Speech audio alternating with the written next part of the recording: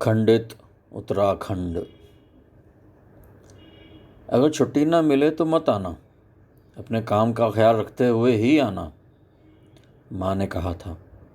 वो अक्सर दिन दिन पल पल गिनती थी कि बेटे को देख ले, मिल ले।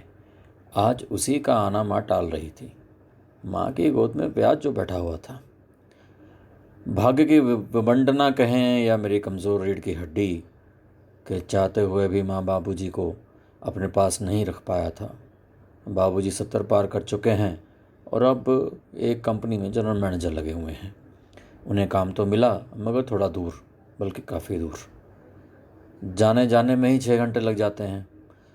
माँ कहने को तो हाउसवाइफ है, मगर इस उम्र में भी घर का सारा काम अकेले ही करती हैं। घर तो है, मगर सोने के पिंजरे जैसा। वहीं कंपनी के प्रीमाइसेस में ही मकान मिला हुआ है। हाँ, सिक्योरिटी तो रहती है, मगर आस पड़ोस दूर दूर तक नहीं। बाबूजी दिन में 4 बार आ जाते हैं, कभी चाय पीने तो कभी खाना खाने। इस उम्र में बीमारियों ने भी सिद्धि पा ली होती है, सो तकलीफ़ लगी रहती है। जब बाबूजी नहीं होते तो माँ कभी खिड़की से टक टक लगाए आसमान को देखती रहती है, तो कभी राह। दो दो बेटे हैं, बस कहने को।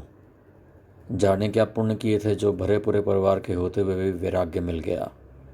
मोह है कि जाता नहीं है, वो हैं कि आते नहीं। अपने अपने काम से जब फुर्सत मिल जाती है, दोनों बेटे अपना परिवार लेकर आ जाते हैं। कुछ दिन का कुंभ लगता है, फिर वही सन्नाटा। आना भी ऐसा होता है कि जैसे एक हाजिरी सी हो रही हो। माँ जब अकेली होती है तो दोनों लोगों का खाना बनाती है। जब सब आ जाते हैं तो सबका। भाई, बहुएं बच्चों को ही संभाल लें तो ही बहुत है।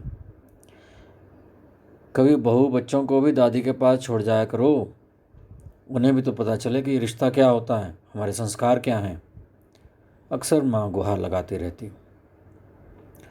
बहुएं एक कान से सुनती और दूसरे से निकाल देती।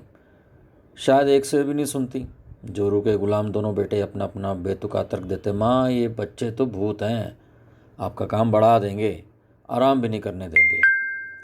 दबी आवाज़ में दूसरा कहता, माँ, आजकल मियाँ बीवी ही सुख से साथ साथ रह लें तो यही बहुत है। आगे की और तो कोई ऐसा एक्सपेक्टेशन रख नहीं सकते। ये तो अपनी ही सेवा कर लें तो बहुत है। माँ अपने सन्नाटे को अपना मुंह बना लेती। इस बार मगर बड़ी बहू ने बड़ा दिल निकाला और बच्चे को भेजने के लिए राजी हो गई। दौड़ते भागते माँ बाबूजी पहुँचे और इससे पहले कि विचार बदलता, प्रखर को लेकर चले गए। बच्चों की छुट्टियाँ भी थीं और मैंने भी थोड़े अपने अवंगत जैसे पाँव बना लिए और बेटे को भेज दिया। उत्तराखंड में भारी बारिश हो रही थी। केदारनाथ भी उन्हीं दिनों खंडित हुआ था, हो ही रहा था। किस तरह बचते बचाते माँ बाबूजी प्रखर को लेकर वापस पहुँचे। इस बुढ़ापे के और अकेलेपन में दोनों जैसे कुछ दिन की दिवाली मना रहे थे। 5 साल का प्रखर दोनों के लाड़ और संस्कार का केंद्र बन गया था। नाक में उंगली, कान में उंगली, मत कर मत कर मत कर। आँख में अंजन, दांत में मंजन, नित कर नित कर नित कर। पाँव गरम, पेट नरम और सर ठंडा, डॉक्टर को मारो डंडा। हंसते हंसते मैं लोटपोट हो गया जब बेटे के मुंह से ये सुना। शहर की और वाहियात गैजेट्स की दुनिया में जीने वाले हम अपने बच्चों को डांट सकते हैं या बदतमीज़ और ज़िद्दी बना सकते हैं, मगर उन्हें खुश मिजाज रखना नहीं सिखा सकते। ना तो ये हमारे हुनर में है, ना सब्र और ना ही चाहत में। आजकल की माँ की तरह सारा दिन बच्चे भी अब टीवी या मोबाइल में लगे रहते हैं। ये यकीनन बच्चों का कसूर नहीं। फिर दूसरे दिन बात हुई तो छोटे साहब फरमा रहे थे, पापा, बहुत बड़ा पेड़ रास्ते में टूटा पड़ा था, एक बहुत बड़े चम्मच ने उसे उठाया और हटा दिया। प्रखर क्रेन को एक बड़ा चम्मच बता रहा था। बड़ी राहत मिली, मन गुदगुदाया। माँ के आंचल में गुजरा बचपन याद आया। वही बचपन अब उंगली थामे प्रखर जी रहा था। पता था कि ये बदलाव, ये लम्हा कुछ ही दिनों का है। लौट कर उसे तो यहीं आना होगा और उसके बाद वही ब्रांड, मित्र, स्कूल और वही बिन सोच वाली दुनिया। हर रोज़ सुबह ऑफिस जाते वक्त माँ से बात करने की आदत सी हो गई थी। नया कुछ होता नहीं था कहने सुनने को, मगर उस सन्नाटे में मेरी आवाज़ बूढ़े होते माँ बाप के लिए किसी शंख से कम नहीं होती थी। मुझे भी एक तसल्ली रहती थी कि एक छोटा सा सही कुछ तो सुख दे पा रहा हूँ। हर दूसरे दिन माँ पूछती थी, कब आ रहा है। जब जब वक्त मिलता भाग कर चला जाता। मगर आज माँ नहीं चाहते थे कि मैं आऊँ।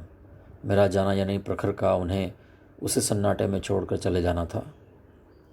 जब जब प्रखर से बात करता, माँ पीछे से उसे सिखाती, बारिश बहुत हो रही है, सड़कें टूट गई हैं, पानी पानी है, सब जब ठीक हो जाए तब पापो कहना के आना।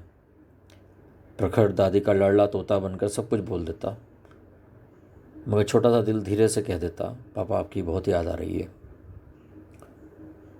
मैं दोनों बातें सुनता और अपने अंदर के गुलाम को कोसता। वक्त भी हो चला था, स्कूल भी खुलने वाले थे। प्रखर को लाना भी ज़रूरी था। जब लेने गया तो प्रखर थोड़ा बदल गया था, कम ज़िद्दी हो गया था। कहने लगा, पापा को पता है दादी सारा दिन अकेले ही काम करती है, यहाँ तो कोई काम वाली बाई भी नहीं है। मैंने सुना और नहीं सुना। कमज़ोर रीढ़ की हड्डी वाला इंसान कभी लुप्त क्यों नहीं होता। मरे हुए ज़मीर अपने प्रखर को लेकर वापस लौट आया।